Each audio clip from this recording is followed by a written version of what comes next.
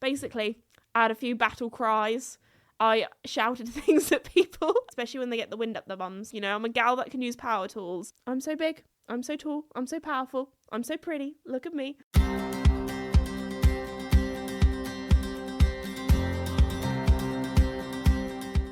Hello everybody and welcome back to my podcast, Esme's Country Life.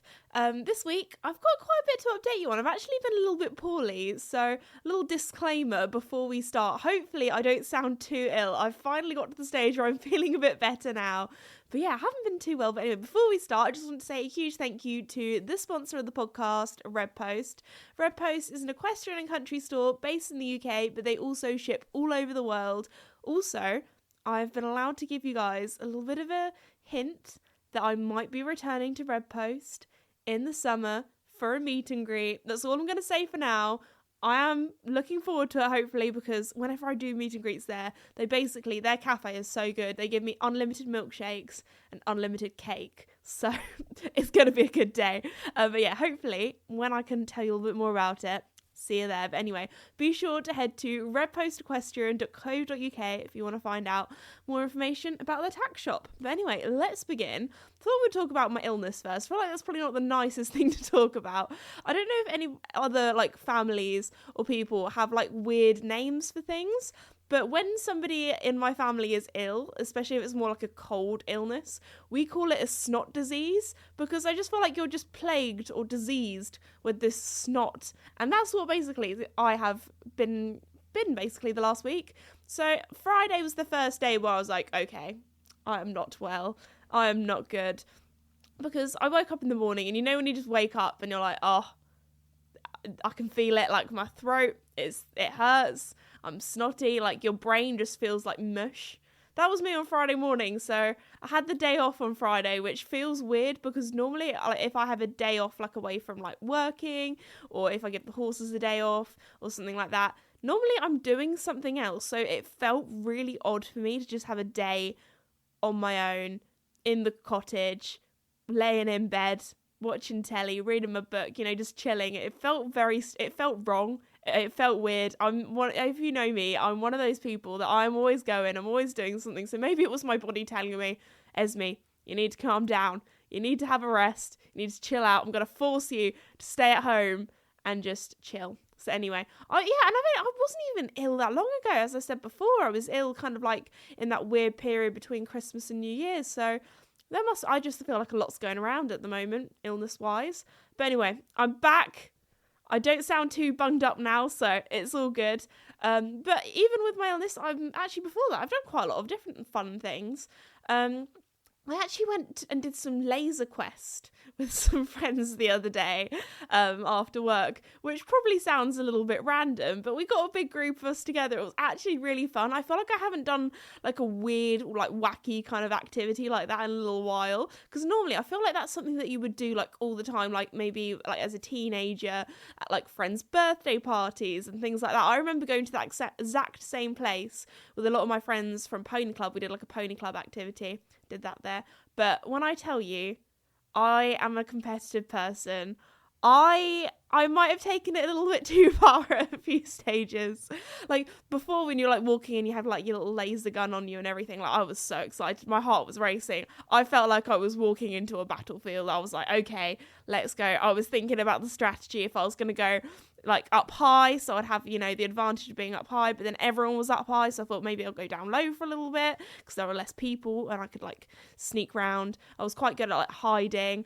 In the end, I didn't actually do that well, because they had, little scoreboards in. To be fair, some of the, things were, they were a little bit dodgy, they were a bit sketchy. There was this one guy, and he would walk around, and basically he just couldn't be got with the laser tag because his thing wasn't working, so he could get everyone else but nobody could get him, and he even didn't end up doing that well because I was so excited because I was hiding in this little crouch spot. I saw him just standing there and he was just walking around because he knew that nobody could get him.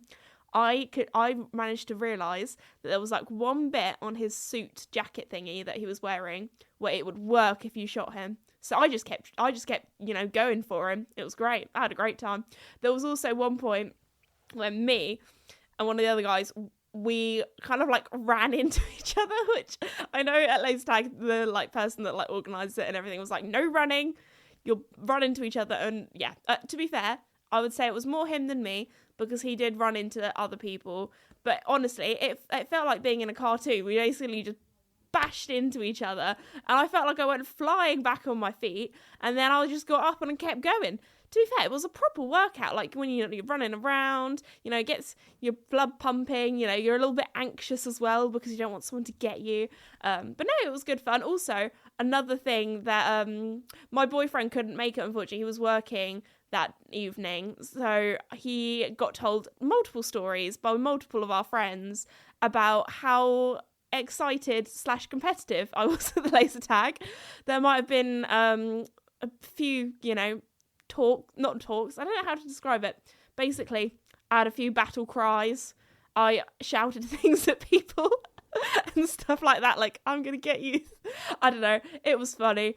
The worst was probably, which I'm a little bit ashamed of myself, was when one of my friends, who was my teammate, I hid behind, and, actually no, I think it was someone on a different team. I hid behind them and I grabbed them, and I almost, like, I didn't take them as hostage, but I was hiding behind them, so they were getting shot and not me. And I was like, yeah. Anyway, it was a good time. We had some great fun doing some laser tag. I felt like a kid again. I feel like it's fun doing little activities like that. Also, I can't believe I haven't talked about this yet. I hate being that like YouTuber, podcaster person. Don't even know what to call myself nowadays. Because back when I first started this, I called myself a YouTuber, which I still am. I still make YouTube videos, but I do lots of other things now. And I don't really know if I like the term influencer. It makes me feel a bit funny.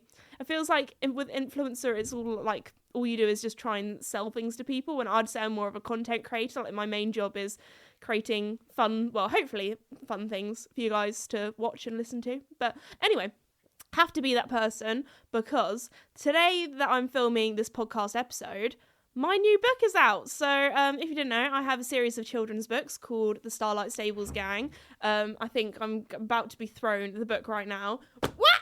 So if you are an audio listener, I'm going to describe the book to you and the cover if you haven't seen it on my socials. Sorry, a little bit of a cough there. But it is called Ellie and the Pony Camp Mystery. It's got a picture of Ellie riding a little pony on the front, which is a skew board. There's a little bit of a mystery, if you can tell by the title. It's green. I don't want to give too many spoilers, but it's probably my favourite out of all of them.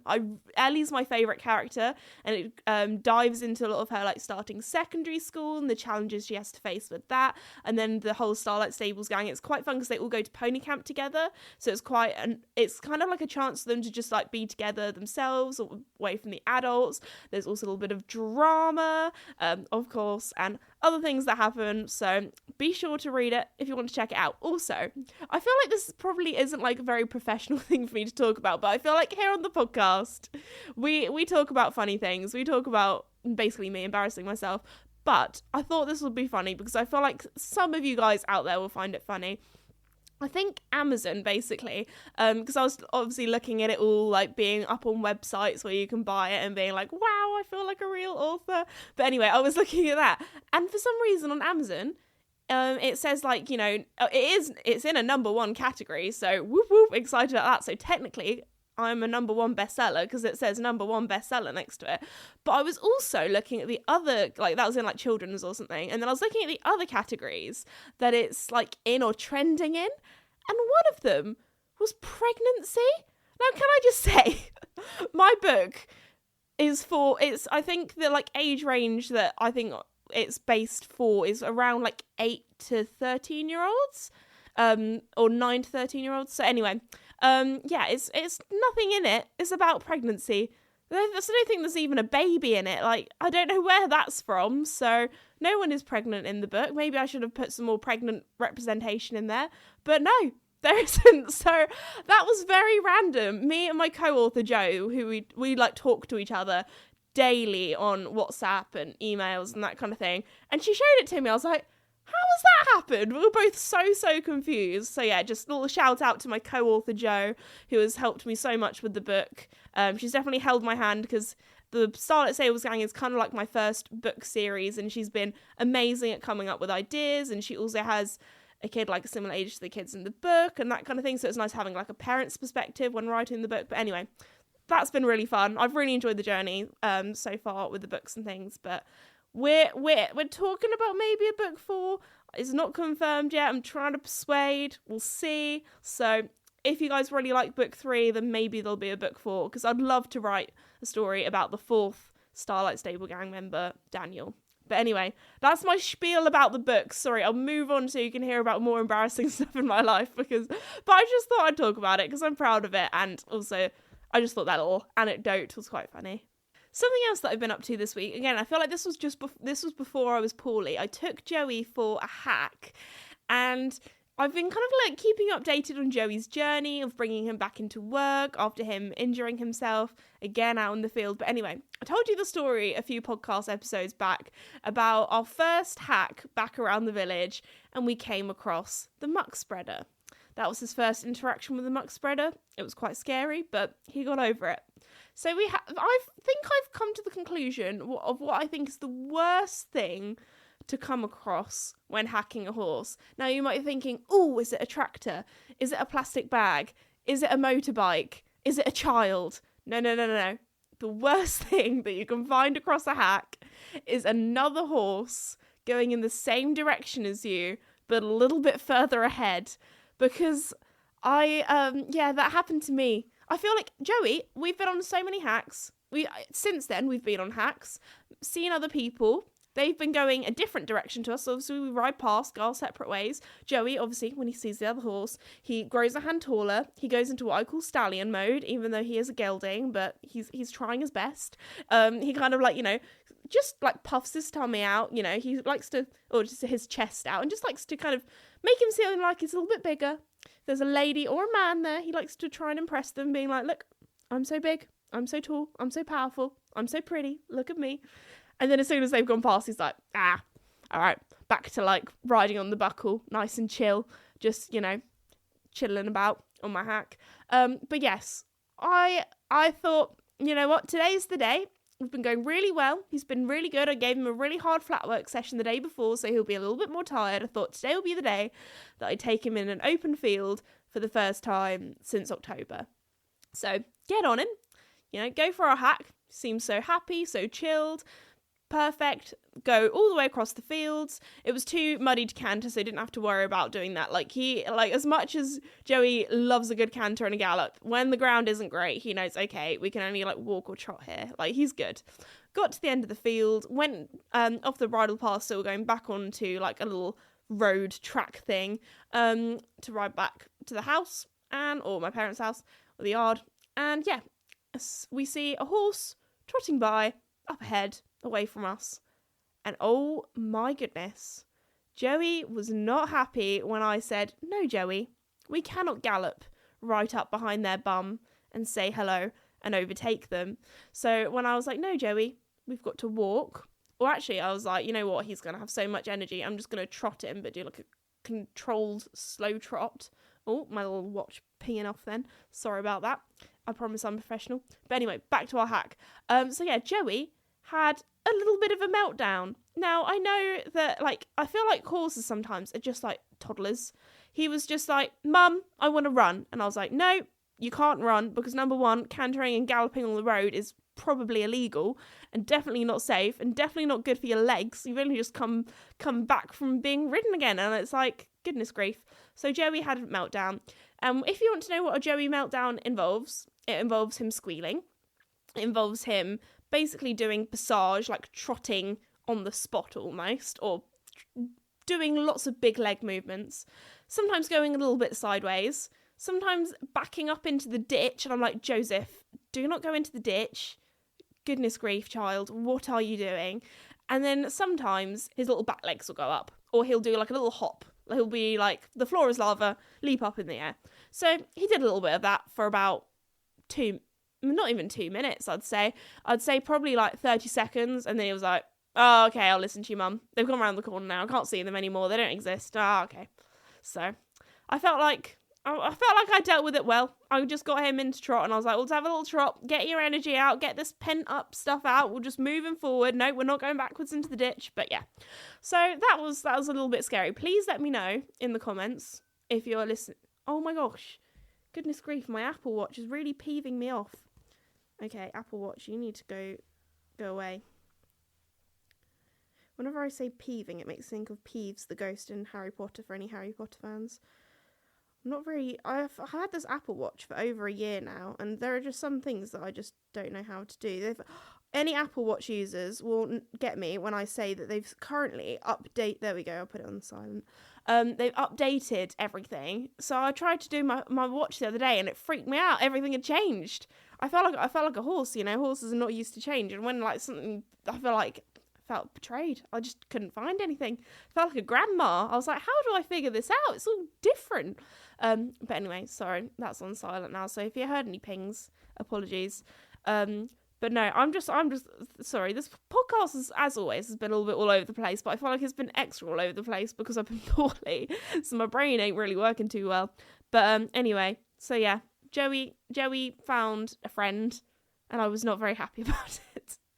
Recently, I feel like something that I've really enjoyed is having a big clear out. And I feel like, okay, maybe it's a little bit early for spring cleaning because it's 1st February today, or the day that I'm recording this podcast. So it's still winter. I'd say January, February, March is the worst time of year. I've said this before, but I call it the JFMs because I feel like that's just when horses, mud, winter, well, in the UK anyway, you guys in the southern hemisphere and in like Australia and New Zealand, you guys are living it up. You guys are having summer right now, which I'm jealous of.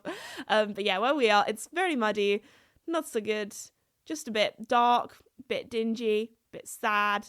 But anyway, and the horses are spicy. They're excited. So that's sometimes a little bit tricky, especially when they get the wind up their bums. But anyway, I feel a bit like spring. I have a spring clear out, new year, new me, which even though we're in February now, I still feel like I've got that mentality. So I thought, you know what, start the year off with a bit of a clear out. So actually, you probably won't see this because if you are watching rather than listening, but I've had a bit of a clear out of the office. I had loads of kind of like just boxes of basically lots of cardboard boxes that I needed to go and recycle, but they were just chilling in the office, so that made it a little bit claustrophobic in here. And then I've had a good old clear out of my wardrobe. I had a clear out of all also my dressing table that I have in here to do like my makeup before filming and that kind of stuff. I haven't cleared that out since the office used to be my bedroom, so before I got the cottage. So I had a huge clear out in that. There was quite a lot of expired stuff that needed throwing away. Unfortunately, there was I always felt like having a clear out that is quite fun because you kind of go down memory lane. So I found like some hand warmers that I think I got when I was in like year 8 at school, that I just kept for some reason. I think there are 2 different types of people in this world. There are the people who, when they get like a new phone or a new toaster or I don't know, something random like a new hairdryer, they keep the box and they put it in the loft and they keep it forever just in case like it breaks or like the warranty expires. I don't know, something like that. That is my family. And then I came across my boyfriend's family who, as soon as they get something new, they're like, yep, put it in the recycling, like the, packaging. And that, like when I got like new bits for my house, like I've got like a sand mixer, which will hopefully last me for years because my grandma's got one and she's like had it for donkeys and donkeys of years now. So I was like, I'm going to invest into a good one. Hopefully it'll last me forever. And my boyfriend was like, oh, do we put this in the recycling? And I was like, oh, no, what if it breaks all the warranty? I don't know, like it freaked me out. Like that, I just thought everyone kept their boxes. So let me know if you are a box keeper or a box recycler, because that was something that I didn't know people did. I thought everyone kept boxes of certain things. I guess it depends on the things. If it's, I don't know, like some makeup brushes or something that came in a box, I probably wouldn't keep that. But if it was something electronic that might break or some sort of machinery, I feel like I would keep the box just in case. I don't know. I guess if you had something and you wanted to try it out and then maybe sell it if it didn't work or return it. I don't know. But there we go. That was something I found out recently, which I feel like blew my mind a little bit. But no, I've had a good old time. I've done some clearing out in the cottage. Thought I'd give you a bit of a cottage update, because I need to film another cottage renovation series video, but I just haven't really got time, got round to it. Recently, I'm in planning the whole year, so that's really exciting. Also, Florida, I have finally booked the tickets for the plane journey to go to Florida now. So it's happening, everybody. End of March. Really looking forward to that. So hopefully for my American followers, viewers, listeners, I will hopefully be doing a meet and greet out there at some stage. So keep your eyes and ears. You don't say keep your ears peeled. That doesn't sound right. But keep your eyes peeled. Keep your ears out there listening. If you want to find out more information about that. So that's quite exciting. Also, I feel like we had a double win, because when we were booking tickets, we realised that if we went a day earlier, so if we had an extra day out there, we would save a load of money on plane tickets, because it's near kind of Easter time. So we were like, goodness grief, we need to book these tickets soon before everything gets booked up, before it gets way too expensive. But it does mean that we've saved money and we get an extra day. So do you know what that extra day is going to be involves? It's going to be me going to Disneyland. So I'm excited for that. I've been to Disneyland twice, but they've both been the Paris one. And I feel like the American one is probably going to be very different. I feel like out there, you guys do things bigger and better at some things. But anyway, so I'm excited for that. Also, I think the thing that I'm most excited for is they have the whole Star Wars kind of area. And me and my dad, well, I say me and my dad and my brother, sorry, that's gone really all over the place. Me and my brother grew up watching Star Wars. My dad probably kind of grew up watching Star Wars as well, because it's such an old film. But we would do, in my family, Friday night cinema night. So on a Friday night, you'd come home from school. We'd normally have something like pizza or fish and chips, and then we'd watch Star Wars or some sort of film. So I feel like I grew up watching a lot of quote-unquote, boy films, even though there aren't boy films or girl films. You know what I mean? But because basically my mum would come home from work on a Friday and she'd fall asleep, so it would normally be my dad and my brother picking what films we'd watch. So I feel like all the classic kind of rom-com films I have just never seen, but could I recite you all the episodes of Top Gear and all the episodes of Star Wars and things? Yes, I can. So there we go. But yeah, so I'm a big Star Wars fan. Me and my boyfriend have recently been rewatching all of the newer films as well that has Rey and that lot in. So that's been good fun. So looking forward to that. I feel like I'm definitely gonna get my nerd or my geek on with that. But it does look expensive. I was looking, there are some things that you can do out there, like building your own lightsaber, building your own droid, which sounds really fun. But I feel like the Disney prices is gonna rack up. I've been watching, all the things on all the food that they have there as well, which are the best places to go. I've been doing my research. It's getting me excited. Also, if we have an extra, I might go to Universal as well, because I've been to Florida before, but I haven't, surprisingly, not been to Disney in Florida and not been to Universal. I have been to Busch Gardens and some of the other parks and things, and what is it, Wet n Wild? Is that the water slide one? Yeah, been there. So yeah, very lucky. That was a long time ago. That was back in 2013. So it's been a while. But yeah, very much looking forward to that. I was gonna say something. I mean, this is a podcast. I should be saying things, but when you just have a mental block, my brain isn't quite back to how it was when I was poorly. Also, I haven't really told you what the Florida trip's for, so I'm planning on going out there, going to Ocala, going to Wellington, doing all the big horsey American things out there. I really want to try doing equitation or the hunter classes. I'm definitely not the best person to explain what this is, but if you're British and you have no idea what I've just said, then this is my British version of someone who's not very educated on those things trying to explain what they are. So from my very small knowledge, I'd say the hunters is basically show jumping, but you do it slow and it's not against the clock, and it's about how pretty you look and how good you look and how good your horse looks. So it's kind of like showing, I guess. and then also there we go. That's it. That's all I can explain really. It's definitely, there's a lot more to it, which I will find out when I go out there and try it. And then equitation, I'd say, is like the same thing, but I think there's no jumps, or maybe it's the same. You can get equitation hunter classes. It's all a little bit different. So I'm looking forward to that and trying that, especially as I feel like I ride very British, and I feel like there's like a very American way of riding. So I feel like they're either going to be like, girl, you are not doing it how you should for these hunter classes. Why are you riding like such a show jumper? I'm like, that's just how I've been taught. But anyway, that'll be fun. It'll be exciting. I'm really excited to try that out. So, and then obviously all the big shows that I'm going to out there. And yeah, doing some other Florida things, some exploring, other bits and bobs. So yeah, also, sorry, before I got onto Florida, I was talking about having a big clear out, the cottage. I was talking about that. Anyway, I thought I would give you a little update on what I've been doing with that. Because I told you about how I was getting into planning, that kind of thing. That's why I've been busy. Anyway, we're booked and ready for Florida. But no, the cottage, something that I've been umming and ahhing about recently is that I have the smallest room in the cottage is currently a mess zone. It's got my Christmas decorations in there that really need to go in the loft. I've got like a whole massive cardboard box full of books. So at the moment, I'm trying to figure out what I should... Oh, I had a little hiccup then, sorry.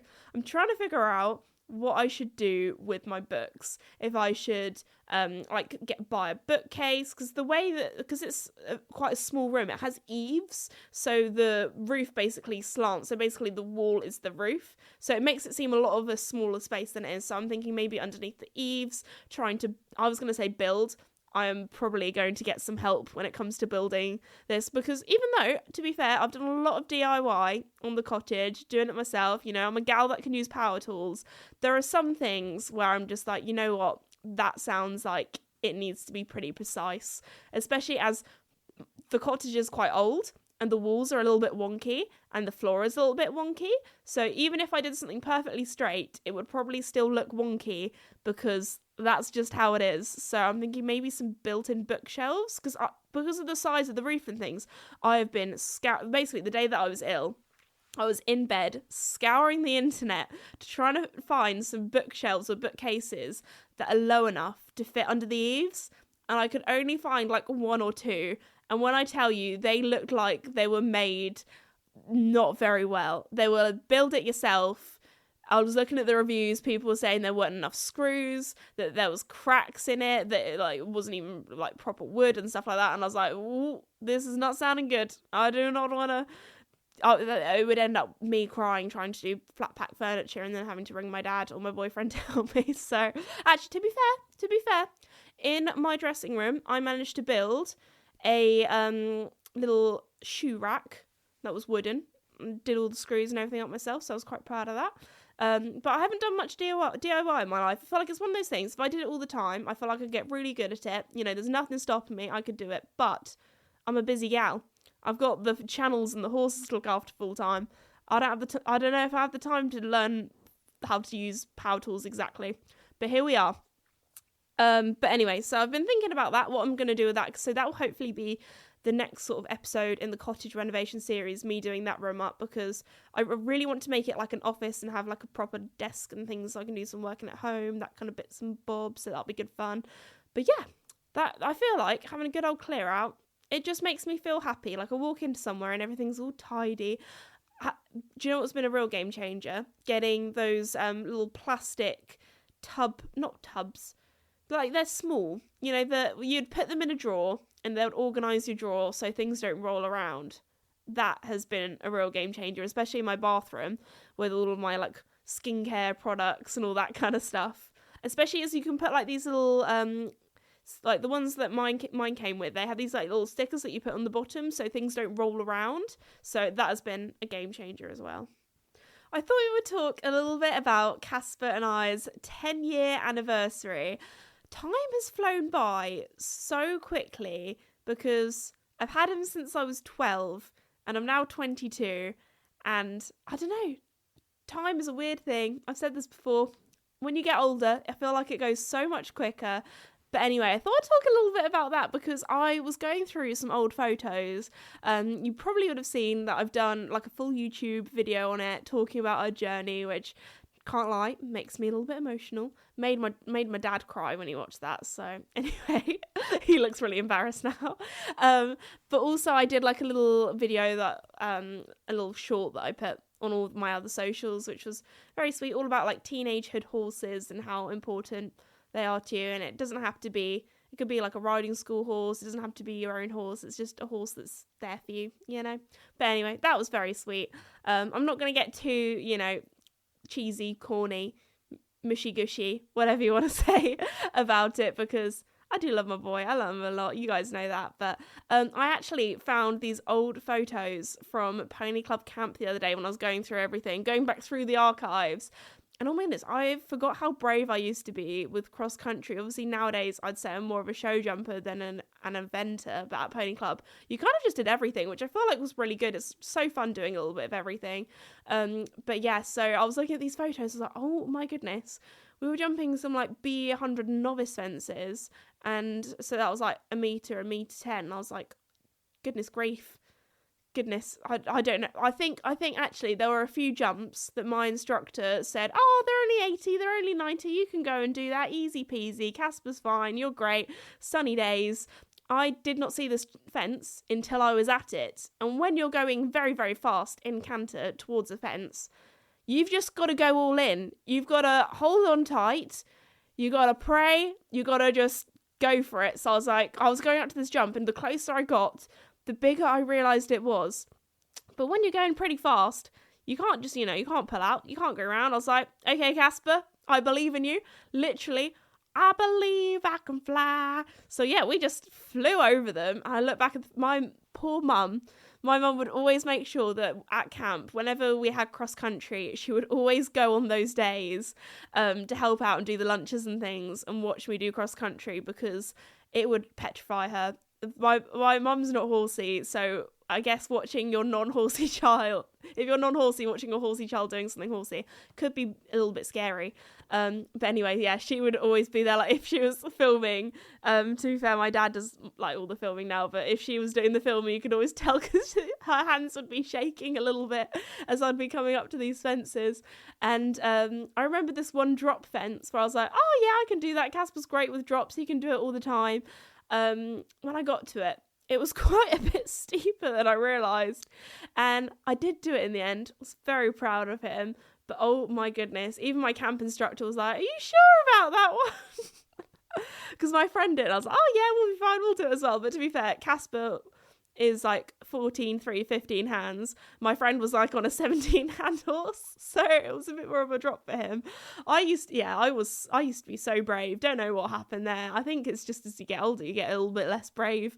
But anyway, so I was looking at some of the photos and things of basically Casper and I back in our prime, and I was like, oh my goodness, that was one fence, and it doesn't even look that big because the grass around it was quite tall, but it was so wide. Oh my gosh, I feel like, yeah, anyway. So that was really good fun. I enjoyed kind of going down memory lane with that and making a little 10-year anniversary video. Because I'm pretty sure, I think I've made like a 10-year one when it was my 10-year anniversary with Mickey as well. So think about what my 10-year anniversary video would be like with Joey. Goodness, that's going to be a story and a half. I'll be like, yep. This was when he was good, and this was when he was injured, and this is when he was good again, and this is when he was injured again. But no, we're getting there. I had a really good lesson actually with Joey the other day. We're doing lots of pole work. Shouldn't be too long now until we can maybe think about hopping over some cross poles. So looking forward to that. He's doing very, very well. But anyway, I think on that note, we'll finish it off there. Also, in March, it will be my 4-year anniversary with Joey, so that's gone by real quick. And then in August, it'll be my 3-year anniversary with Duke. So time really, that's scary. Time's really flown by. But anyway, on that note, I'll say thank you very much for listening to today's episode of Esme's Country Life. Thank you so much to the sponsor of the podcast, Red Post, obviously for sponsoring it, if you want to check them out. But anyway, hopefully this podcast hasn't been too rambly or hasn't been too awful or sounded too bad. with me being poorly, but I wanted to do an episode, even if it was going to be a little bit all over the place. But I tell you what, I feel like sometimes that makes things a little bit more interesting, you know. Anyway, thank you so much for listening, and I'll see you all next time. Bye.